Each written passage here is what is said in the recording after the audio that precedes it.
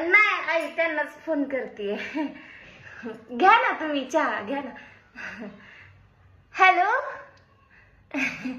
कुठे मेलायस तू? आई साहेब आल्यात तुमच्या, माहिती नाही का तुम्हाला? पुरणपोळीचा स्वयंपाक कर म्हणतीये. तेच म्हंटल, लग्न करायच्या अगोदर सांगितलं नव्हतं का असलं काही माझ्या बायकोकडून मागायचं नाही म्हणून. तेच म्हंटल, या मग तुम्ही आता पुरण घेऊन गुळ घेऊन. बरोबर आई म्हणते दूध काय आई, हा दुधाची थैली पण घेऊन ये. हा तेच, आता आम्ही चहा बनवून पिला ना, तुझ्यासाठी दूध नाहीये. तेच तेच ठेवते.